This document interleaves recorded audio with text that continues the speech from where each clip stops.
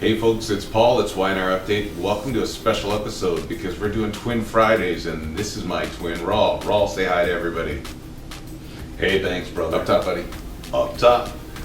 Alright, we're going to jump right into things. First of all, we see Sharon and she is desperate. She's actually despondent. She thinks there's nothing that can be done for her. And Michael is trying everything to do to keep her spirits up, but it's not really working. He tells her that he can get the murder weapon thrown out just because of the way it was obtained. He'll get it thrown out as evidence, and then Dylan shows up and he sort of gives Sharon a pep talk, but still she's down and she's not really buying it. But by the end of it, you know, he gets her at least to admit that there is a bit of hope and that she will try, and that's major. So after that, what do we see? They get a call that there is a search warrant for Sharon's place, and deputies are coming out to serve that search warrant. So they know right away that they got to jump into action. They know if the killer is trying to set Sharon up, there's probably evidence planted. So they start looking all around Sharon's place for the evidence. And eventually, Dylan comes back into Sharon's cabin and he's got a necklace. Now Sharon doesn't know whose necklace it is, doesn't know where it came from, but it was found in her car. So now they know that, you know, this is definitely something that's been planted to make Sharon look bad. So, what happened next? The note reveals that Courtney's parents are really upset with him, and the reason is obviously they found out that his mom's been charged with the murder of their daughter. I mean, that's awful. We also find out that Faith does not know that her mom's been charged, and they don't want it to happen. You know, when Nick is talking to his son Noah, he says that he won't let Faith see her mom, and it's troubling for Noah, and he defends his mom. But Nick reminds him that she set fire to the ranch, and he's got to protect Faith. I mean, you got to agree with the guy. I mean, on the surface, I agree. Like, this is a really tough situation because no one knows. You know, his mom has got problems, but you know, I understand him wanting to defend her, especially because you and I know that she's innocent. But Nick makes a great point. She set fire to our ranch, and he also says she didn't even check to see if anyone was in that ranch. He makes a great point. So tell us, brother, what's up? Well, that makes really good sense. Well, then we see Summer, and she accuses Abby of trying to steal Stitch. She just has it in for Abby, and you know, everybody's got it in for Abby. You know why? Because Abby is that spoiled little rich kid that really has nothing of her own. And I think that's why the writers are putting her in a position where she's always grabbing somebody's man.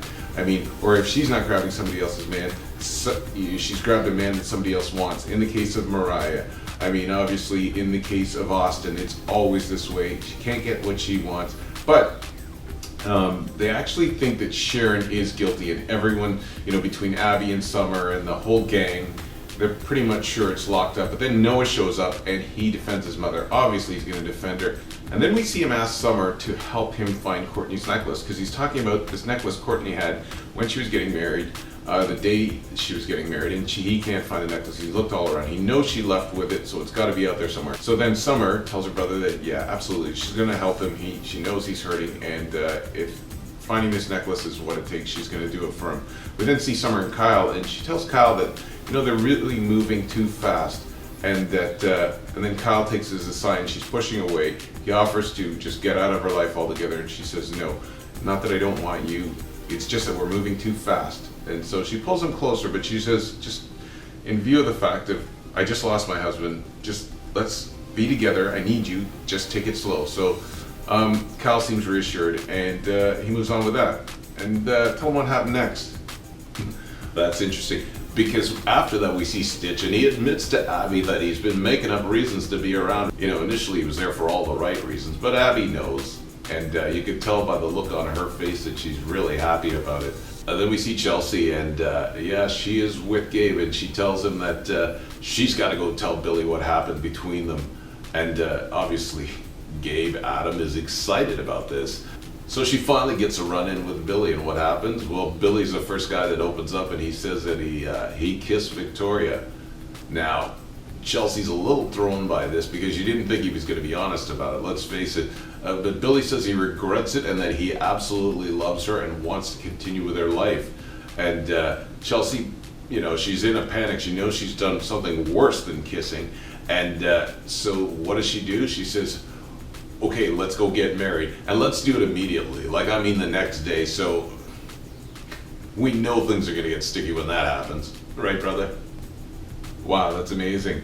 But not before Gabe gives Sage the signed divorce papers. And Adam tells Sage that he slept with Chelsea. Well, he doesn't come out and admit it, but he infers it. And then, you know what? He warns against telling Chelsea who he is, because Sage is just fired up. She wants to tell Chelsea, but Adam warns her against telling her. And you know, when he makes a threat like that, he's usually pretty serious about it. But Sage tells him that all of this is going to blow up in his face, because in the end, she's going to figure out who he is. What do we see after that? We see Sage and Chelsea, and they cross paths. You know, she sees her and she's really worried about her, and what does she do? She warns her about Gabe. She says, "You've got to be careful around this guy."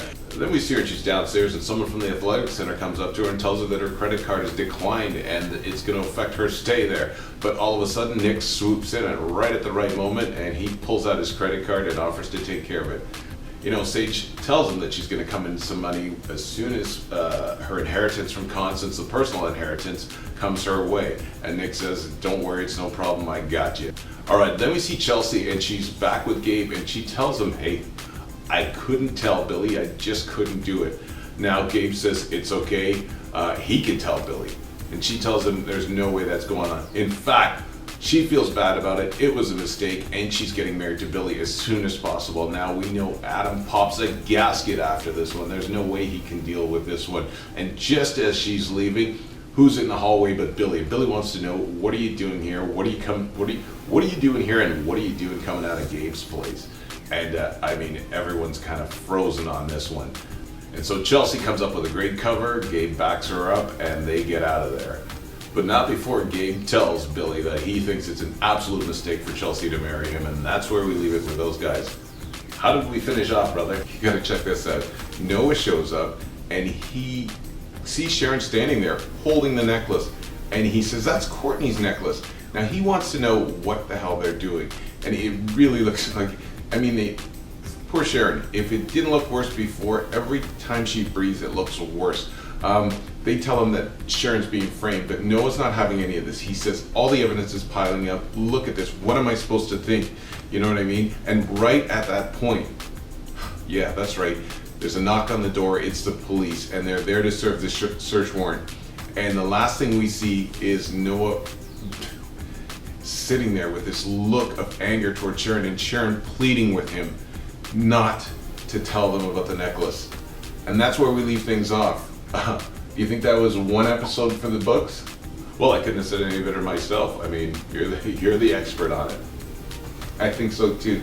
All right, folks, it's Paul, and it's Raw, and I want to thank you for checking out Y&R Update, and I hope you had a great time with it. Keep subscribing, spread the word. We're having a lot of fun, as you can see. Thanks, and have a great day. And don't forget, follow us on social media and subscribe. Have a great day. Thanks, folks. Have a great night.